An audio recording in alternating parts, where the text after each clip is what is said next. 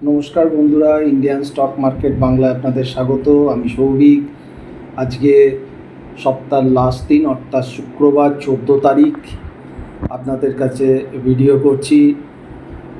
ফার্স্টেই জানাই, আগামীকাল অর্থাৎ 15 তারিখ আমাদের 80তম স্বাধীনতা দিবস। তো অ্যাডভান্স প্রত্যেককে আমার তরফ থেকে এবং আমাদের চ্যানেলের তরফ থেকে অভিনন্দন। আপনারা ভালো থাকুন, সুস্থ থাকুন। দেশের 80তম জন্মদিন বলা যায়, তো সবাই সুখে থাকুন, আনন্দে থাকুন এবং ভালো থাকুন, এই আশা করে আজকে ভিডিও স্টার্ট করছি। মার্কেট নিয়ে বলবো, ছোট্ট ভিডিও করব, কিন্তু মেন ইনফরমেশানগুলো আপনাদের দিচ্ছি। যে একটা ফার্স্ট হচ্ছে, এই ভিডিওটা করছি নেক্সট উইক অর্থাৎ 17ই আগস্ট থেকে 21শে আগস্ট, 5 দিনের জন্য ভিডিওটা করছি। বর্তমানের বাজারের পরিস্থিতিটা আগে ফার্স্ট বোঝানোর চেষ্টা করছি। আমি যেটা বুঝেছি বা আপনারা দেখেছেন, তার আগে বলি যে আমি এখানে যা ডিসকাস করছি সেটা আমার নিজস্ব ব্যক্তিগত মত। আমি সেবি রেজিস্টার্ড অ্যানালিস্ট নই, সুতরাং আমার কথায় কেউ রিয়েল ট্রেড করবেন না কখনো। জাস্ট একটা ভিডিও আকারেই নিন, এডুকেশান পারপাসে নিন। আপনারা নিজেরা পড়াশোনা করুন বা কোনো সেবি রেজিস্টার্ড অ্যানালিস্টের সাথে কথাবার্তা বলেই রিয়েল ডিসিশানটা নেওয়ার চেষ্টা করবেন। এবারে আসি মার্কেটের ব্যাপারে। কি মার্কেটে দেখা গেল, লাস্ট 5 দিনে মার্কেট নেগেটিভ ছিল যদি ক্যান্ডেল ওয়াইজ দেখেন। এবং আমরা গ্রুপে, যেটা আমাদের Telegram group, paid Telegram group বা প্রিমিয়াম টেলিগ্রাম গ্রুপ চলে, সেখানে অ্যাডভান্স প্রত্যেক দিনই বলা থাকে বা বলা হয় বা আপডেট মার্কেটেও দেওয়া হয়। আমরা নেগেটিভ ছিলাম, পুট বাই করে কাজ করেছি এবং মোটামুটি আর্ন করেছি। কীরকম যদি বলা যায় যে 50 পয়েন্ট নিফটির ক্ষেত্রে পার লটে 50 পয়েন্ট 60 পয়েন্ট এগুলো কিন্তু পাওয়া যাচ্ছে, বা 40 পয়েন্ট 60 পয়েন্ট পাওয়া যাচ্ছে। কিন্তু রিয়েলি আমি এক্সপেক্ট করেছিলাম ডবলের ওপর হবে, অর্থাৎ 200, 250, 300 পয়েন্ট অপশানে পার লটে কামাবো। কারণ নেগেটিভ টার্ন আসার কথা, নেগেটিভ সারা সপ্তাহে থেকেছে, কিন্তু প্রবলেম হচ্ছে সেটা হচ্ছে অপশানে প্রিমিয়াম পাওয়া যাচ্ছে না। কল তো ছেড়ে দিন, পুটেরও বলছি, মার্কেট যে ডাউনসাইড ছিল তাতে কিন্তু প্রিমিয়াম পাওয়া যাচ্ছে না এবং বারংবার প্রিমিয়াম ইটিং হয়ে যাচ্ছে। এবং একটা জিনিস লক্ষ্য করবেন, প্রত্যেক দিন প্রথম 5 মিনিট একটা বড় রেড ক্যান্ডেল করে দিচ্ছে, তারপর ছোট ছোট ক্যান্ডেলগুলো তৈরি করছে এবং প্রিমিয়াম ইটিং হচ্ছে। আর কি করছে, আর দিনের শেষে আমাদের যে নতুন পদ্ধতি এসছে, ক্লোজিং পদ্ধতি, তার মাধ্যমে 70 পয়েন্ট 60 পয়েন্ট 80 পয়েন্ট একটা গ্যাপ আপ ওপরে তুলে ক্লোজ করিয়ে দিচ্ছে। অর্থাৎ গতকালই দেখলাম 110 পয়েন্ট মাইনাস ছিল, সেটা 35 পয়েন্ট মাইনাসে গিয়ে দাঁড়ালো। পরপর এরকম প্রত্যেক দিনই হচ্ছে। কী ব্যবস্থা, কী সিস্টেম, এখনও আমার তো মাথায় আসছে না কিছু। তো আবারও বলছি, আগেরও অনেক কটা ভিডিও বলেছিলাম, বাজার দেখে মনে হচ্ছে বড় মুভমেন্টের জন্য তৈরি হতে পারে, ডিস্ট্রিবিউশন চলছে। অপশান সেলাররা, সে পুট অপশান সেল করুন বা কল অপশান সেল করুন, অপশান সেলাররা কিন্তু খুব সাবধানে থাকবেন। কারণ অ্যাকুমুলেশন বা ডিস্ট্রিবিউশন যাই হোক না কেন, কতদিন হবে সেটা কিন্তু কেউ জানে না, কিন্তু হচ্ছে এটা পরিষ্কার বোঝা যাচ্ছে। একটা রেঞ্জ বাউন্ডের মধ্যে কিছু একটা বড় গল্প চলছে। যেদিন যখন বাস্ট করবে তখন কিন্তু অপশান সেলাররা একদিনে কিন্তু বহু কিছু হারিয়ে ফেলবে। তো অপশান বায়ারদের তো কোনো অসুবিধে নেই, কারণ অপশান বায়াররা জানেন তাদের কতটা লস হতে পারে, সেই লিমিটে তো তারা থাকবেই। ম্যাক্সিমাম কত লস হতে পারে অপশান বায়াররা কিন্তু জানে, অপশান সেলাররা জানে না। অর্থাৎ যারা প্রচণ্ড ভালো হেজ করতে পারে বা মার্কেট ভালো ট্র্যাক করতে পারে এবং সারাক্ষণ মার্কেটে থাকে, তারা কিন্তু অপশান রাইট করুন। কিন্তু অযথা যারা সবে শিখেছেন বা হয়তো অতটা বেটার জানেন না, তারা কিন্তু আবারও সাবধান করছি, অপশান রাইট করবেন না। হতে পারে হয়তো আরও 5 দিন 7 দিন 10 দিন হয়তো আপনারা বুঝবেন না, কারণ এখন ব্যাপারটা হয়ে গেছে কি, অপশান রাইটাররা তারা এখন খুব ভালো পয়সা পাচ্ছে। সে কল বলুন বা পুট বলুন, তারা একটা বেশ মজার পয়সা পাচ্ছে। এই মজার পয়সাটা যে কোন দিন একদিনে পুরো ক্যাপিটালটাকে শেষ করে দেবে, এটা কিন্তু আপনারা ধরতেই পারবেন না। তো তার জন্য আমি কিন্তু সাবধান। হ্যাঁ, যারা প্রচুর কিছু জানে, প্রচুর কিছু নিয়ে কাজ করে বা অল টাইম মার্কেটে থাকে, তাদের কথা আলাদা, কিন্তু আমি ওভারঅল সবার জন্য কিন্তু এই জায়গাটা বললাম। এবার কি, তাহলে কি হলো, আমি যেটা ভেবেছিলাম বা যেটা বলেছিলাম মার্কেট নেগেটিভ হবে, নেগেটিভ হয়েছে, কিন্তু অপশান বাই করে 40-50 পয়েন্ট পাওয়া গেছে।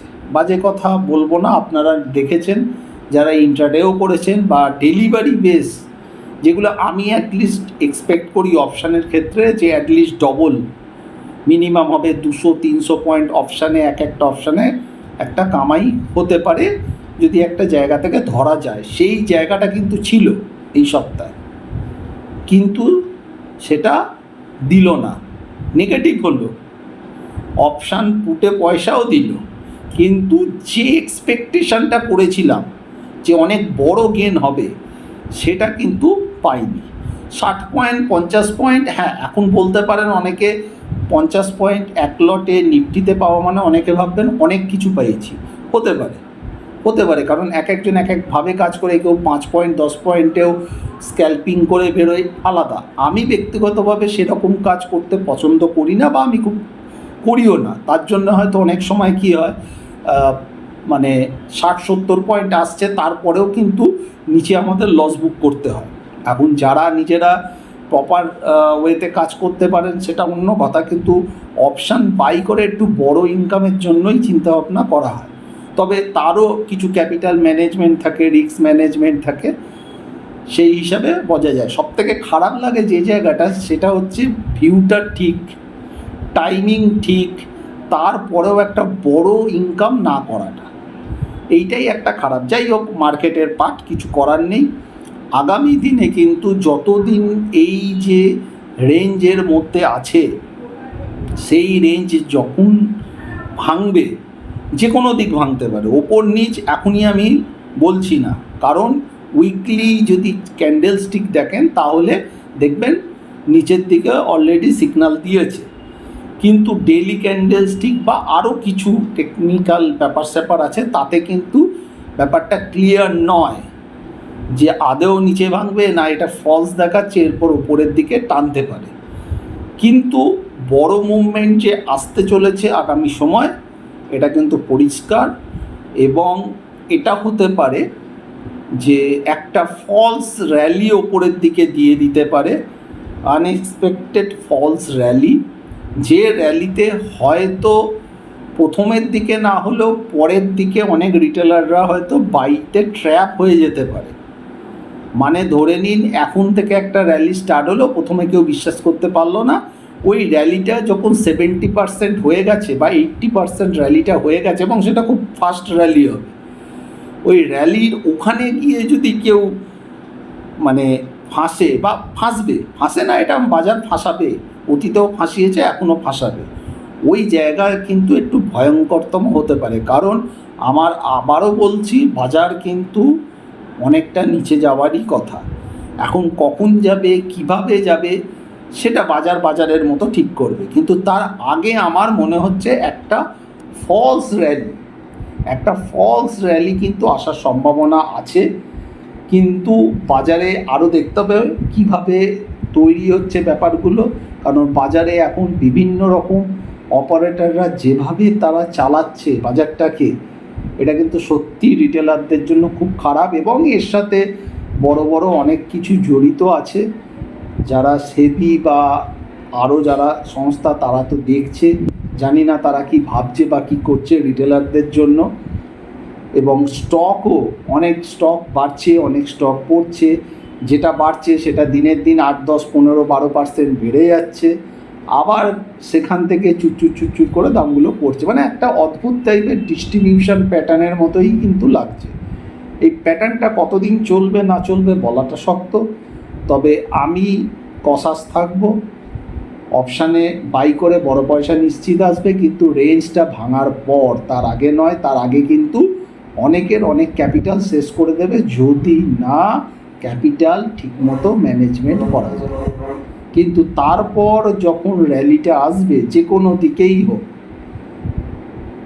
ভালো মতো পয়সাটা দেবে। সেই সময় যেন হাতে ক্যাপিটালটা থাকে, তাহলে অনেক বছরের ইনকাম কিন্তু একসাথে করা যাবে।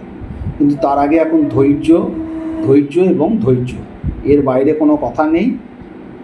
এবং সামনের সপ্তাহতেও সম্ভবত সোমবার সকালবেলাটা হয়তো একটু পজিটিভ থাকার সম্ভাবনা আছে। এখন জানি না, 2 দিন রাত্রিবেলা অনেক কিছু, 2 দিন থেকে 3 দিন বলা যায়। আজকে তো সবে এখন 3:30 বাজে, আজকে সারা মানে রাত অবধি যাবে, শনি রবি 2 দিন আছে, সোমবার আমাদের খুলবে 9:15-এ। তবে এখনকার জিনিসপত্র দেখে মনে হচ্ছে অ্যাটলিস্ট সকালে ঘন্টাখানেক দেড়েক তো একটু পজিটিভ থাকাটা উচিত। তারপর কি করবে বাজারের ডেটা অনুযায়ী বা আদার্স চার্ট থেকে তখন ডিসিশান নেওয়া যাবে। তবে এখন যতক্ষণ না মার্কেট কোনো রেঞ্জ ভাঙছে ততক্ষণ কিন্তু একটা কোয়ান্টিটি অল্প নিন, আর চেষ্টা করুন দিনের দিন পজিশান কেটে বেরিয়ে যাবার। সে কল হোক, পুট হোক, যাই হোক, দিনের দিন পজিশান কেটে বেরিয়ে যান। ওভারনাইট করতে যাবেন না, কারণ ওভারনাইটের এখন রিস্কটাই বেশি, রিওয়ার্ডটা খুব একটা ইমিডিয়েট দেখা যাচ্ছে না।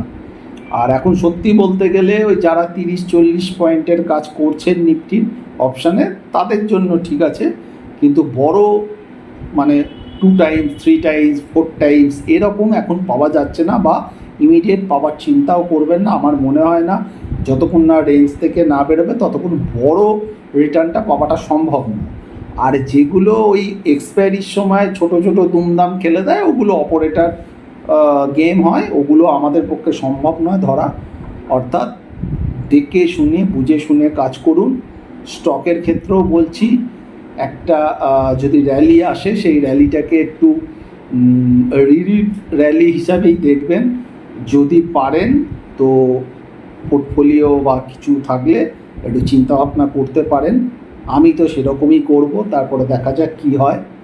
নিফটির ক্ষেত্রে 24,366 আজকে ক্লোজ করেছে, রেজিস্ট্যান্স 24,775 এবং 25,200, আর সাপোর্ট হচ্ছে 24,000 এবং 23,800। ব্যাঙ্ক নিফটির ক্ষেত্রে 57,491, ওপরে রেজিস্ট্যান্স 58,250 এবং 58,700, আর সাপোর্ট হচ্ছে 56,850 এবং 56,000, যেটা বারবার বলে আসছি যে 56,000-এর নিচে গেলেই তখনই ব্যাঙ্ক নিফটি তার ডাউন মুভমেন্টটা আসল আসবে, এবং 23,800-900 বা 23,600-র নিচে নিফটিটা ব্রেক করলে তখন মোমেন্টামটা ভালো মতো পাওয়া যাবে। তার আগে কিন্তু পরিষ্কার ব্যাপারটা নয়। আর ওপরের দিকেও কিন্তু 25,200 ইমিডিয়েট দেখছি, যদি ওপরের দিকে যায়, তার বেশি আমি কিন্তু খুব একটা এক্সপেক্ট করছি না। এখন দেখা যাক, আবার তো নেক্সট উইকে আসবো। ততক্ষণ ভালো থাকবেন সবাই, সুস্থ থাকবেন, কালকের দিনটা ভালো করে কাটান। আশা করছি প্রত্যেকে ভালোভাবে ট্রেড করছেন, ট্রেড করুন, নিজের লিমিটে থেকে করুন। আজকে এখানে শেষ করলাম, ভালো থাকবেন, নমস্কার।